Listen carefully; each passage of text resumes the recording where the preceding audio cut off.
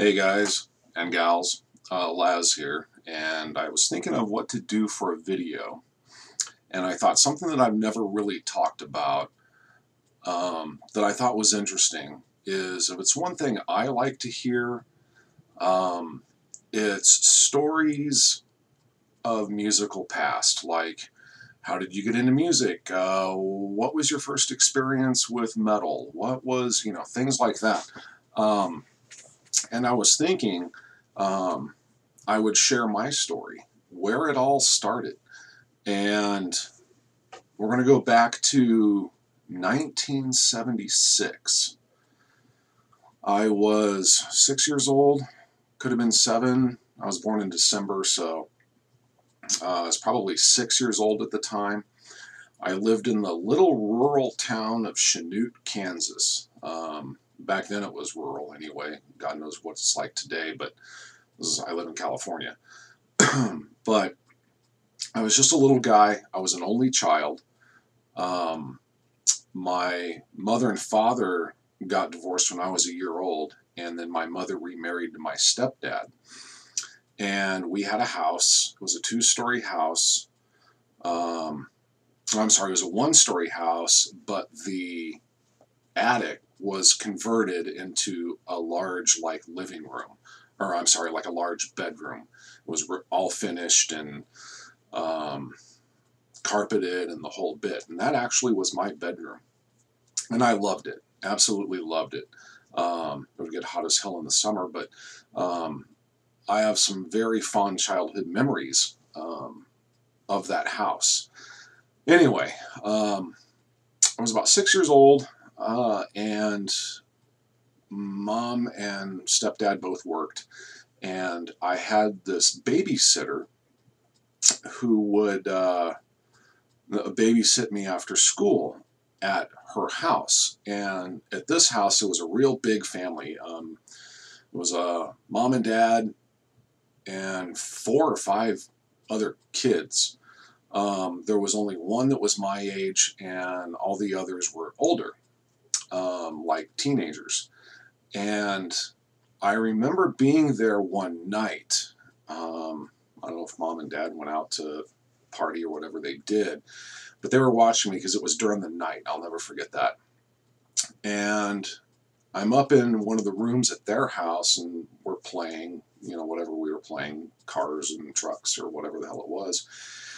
And I remember one of the teenage daughters came up and got me and said, "Dwayne, we want you to hear something."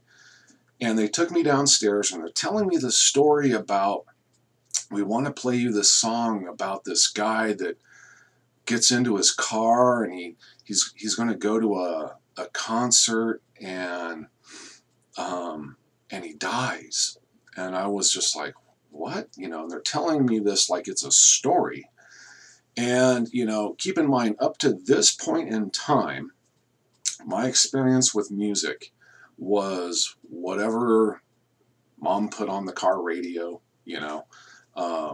She had an 8-track player in the car, and I remember listening to things like, Jethro Tull, Thick as a Brick, Neil Young, Neil Diamond, typical stuff like that.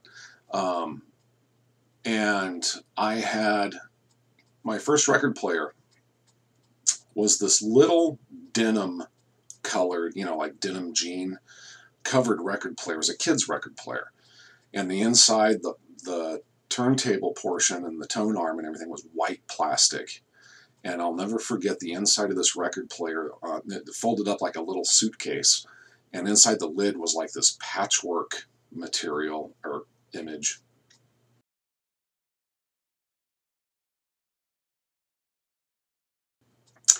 And it was a cheap kid's record player. And I had a bunch of children's 45s, and I remember specifically I had, like, I'm a Little Teapot, crap like that.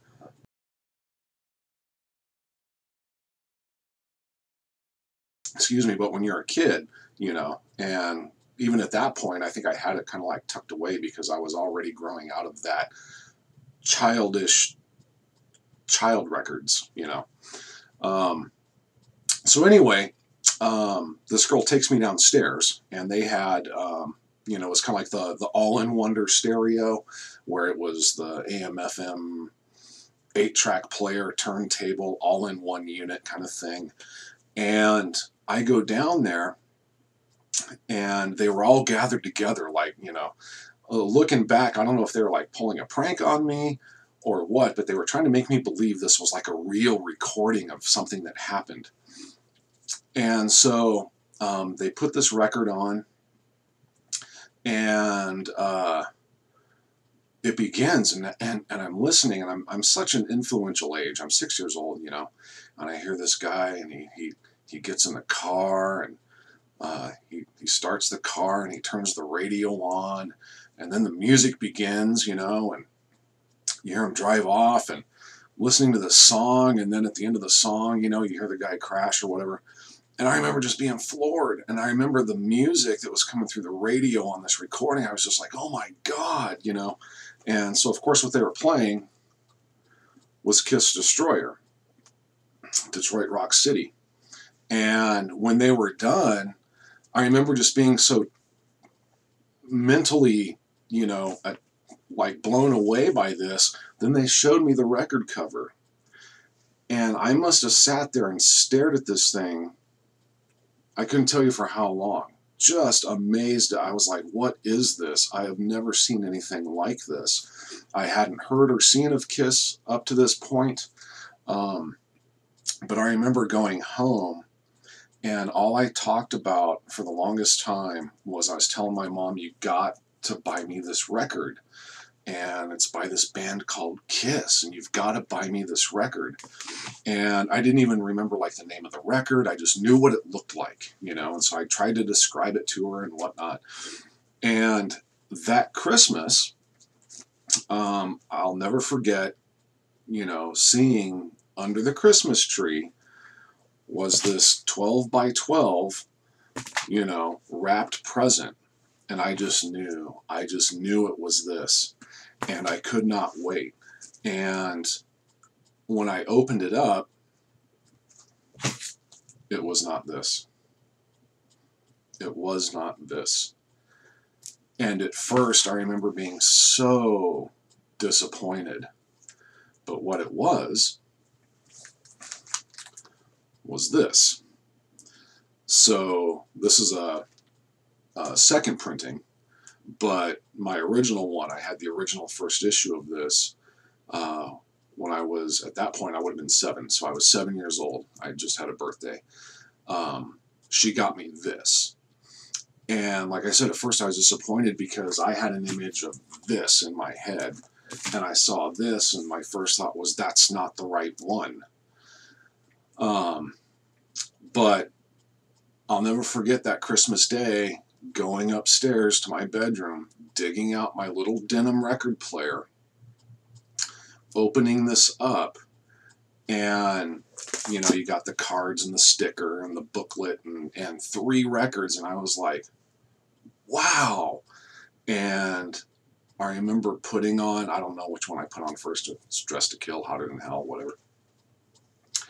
And I'm now entering this whole other, you know, memory of just listening to those songs and looking at the cards and flipping through the book and just, you know, and even though it wasn't this, I now look back and I'm so thankful because this right here is what started my path down music.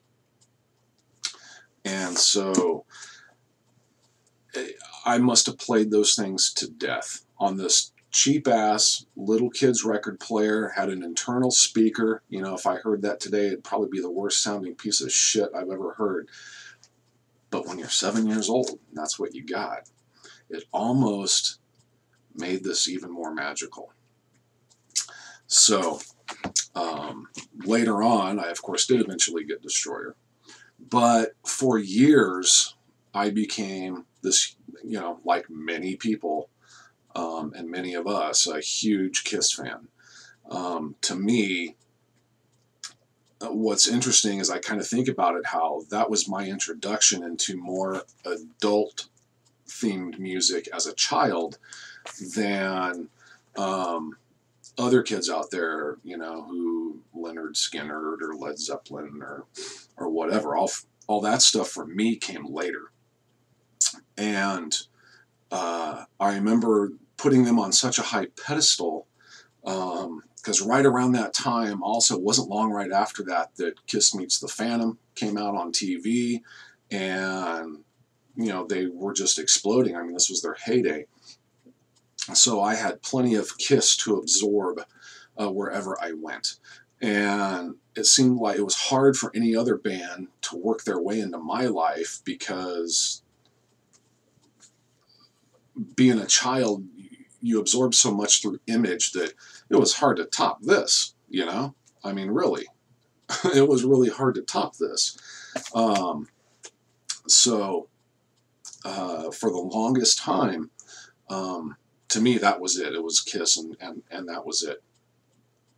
Then I'll never forget going to visit my real dad one summer, and he lived in Long Beach, California. And I have a half-brother who lived with my father. And so I went there for a summer, and he was older than I was. At the time I went there, I must have been 10 or 11 maybe.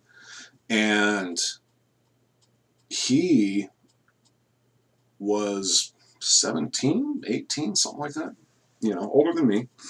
But he introduced me, he was really into music, and he introduced me into something else. And, you know, once again, up to this point, it was Kiss and other rock too, but not, you know, more along those lines. And it was my brother that introduced me to this, Styx, and specifically these two albums. And I was at an age where, you know, you have your big brother, and he's, you know, influencing you. He influenced me greatly. And I was not only blown away by this because of the sound, but also because I wanted to be like my big brother, right? To this day, you know, I'm still a Kiss fan. I still like Kiss, but this band, up until another band came into my life, this band was my true first real fandom. I got into Styx so heavily for so long. I worshipped that band. I have a whole other story about Styx I can tell you, where I actually wrote them a letter and all that, but we'll save that for another time. But that opened my musical mind beyond, you know, the theatrics of like Kiss, and more into music. Then in 1982, my mother and I, my stepdad and my mom got divorced, and my mother and I ended up living in San Francisco with my aunt. And I went to, I was in 6th grade, 5th grade, 6th grade, something like that. And I met a friend at school who we'd hang out every day at lunch and all that. And finally one day he said, "Hey, you want to come over after school? Come over to my house." I said, "Sure." So call my mother, let her know I'm going over to a friend's house. She was all excited. Wow, Dwayne made a friend. So we go over to his house, and I remember going in, and it was a kind of a bachelor pad. And basically this guy, his name was Joshua, had an older brother and a father. And the three guys lived in this house, and it showed, you know. I mean, it was a messy place. I remember ashtrays everywhere, you know, filled with cigarettes and, you know, stuff like that. And it's real dark in there. And I remember him taking me up to the roof. You know, in San Francisco, houses are really tall and skinny. And he took me up to the roof, and they had a greenhouse on the roof of this place, and they were growing pot. And I remember thinking, oh, I know what this is, you know. And hung out for a little while, and then his brother came home, and they started talking. And I remember Joshua coming to me and saying, Dwayne, I want you to hear something. I want you to hear this record. I said, all right. And so they set me on this chair in front of their stereo. It was one of those vinyl 50s style kitchen chairs. I'll never forget that because it was real sticky. And I was sitting on this chair in front of their stereo, and they put headphones on me. And I was like, don't you want to just play it? You know, and I remember them saying, no, you got to hear it really, you know. I said, okay. And they said, close your eyes. So I closed my eyes, and I hear them getting the record ready. I didn't see it at this point. I had no idea what to expect here. And I hear them drop the needle on the album. You know, I hear it. I hear the, you know, the lead-in ticks. And then I hear, Dwayne, sniff really hard. And I did, and I sniffed really hard. And what they had done is, you know, these guys were basically druggies, and they had a little canister of amyl nitrate poppers. And for those of you that don't know what that is, I can't explain it. It's a diesel fuel additive that it's rush, right? So anyway, so I sniffed this really hard, and I didn't even know it. Boom, man, and my head just explodes right when the title track of this begins. The woe to you, O earth and sea. You know, that begins, and my head is just boom, boom. And it was kind of a screwed up thing to do to a guy, but I know what they were trying to do, and it worked. And when this kicks in, I am immediately just immersed. I think I listened to it up through the end of Run to the Hills before finally taking the headphones off. And I looked, and they're sitting on the couch just staring at me, and I looked over, and they just smiled, and so did I. It was all over for me after this. This band, as many, is still my #1 band in the world, without a doubt. This is the album that introduced me to the band. This is the album that still, to this day, will probably be buried with me, but that was my introduction to Maiden, and it was all over after that. All over after that. That was when I became a metalhead from then on. So, which of course takes you down all these other paths, but that's where it started for me. I think it was a year or two later, I went and visited my father again. This time he had moved to Washington, and my brother was still there, and living with him, and I now had a new half-sister as well. So I go to my dad's house, and I had it was a generic imitation Sony Walkman, okay? It was just Mom and I, and she couldn't really afford a real one, so I got some, I don't know, Sears freaking offshoot thing. But it worked, and I loved it. And I had this on cassette. And I remember I couldn't wait to get there and introduce my brother to this, which I did. And at my dad's house, he had a basement that was converted into a rec room. And that's where the stereo was down there. And I'll never forget, he said, if you like that, this is a band I'm into. And he introduced me to this. I have very, very fond memories of British Steel. This was my introduction to Priest. That summer, I joined there was this group of kids in the neighborhood, and we all kind of formed a club. I don't know if you guys remember doing that when you were kids. You'd form a club, and this became our club's soundtrack.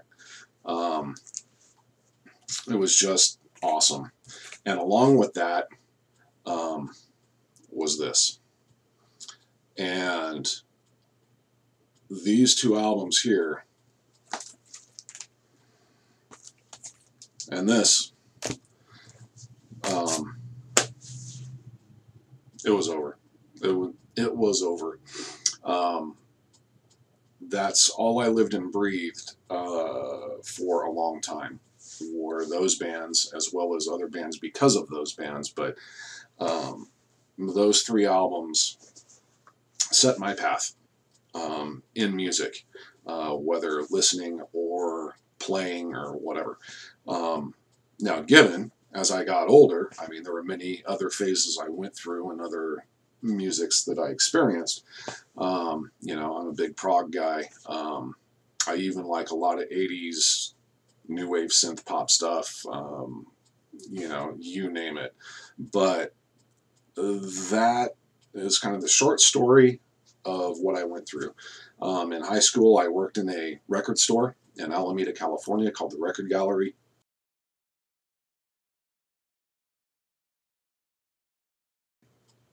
I was a student, high school student, but that's where I worked, strictly so I could get a discount.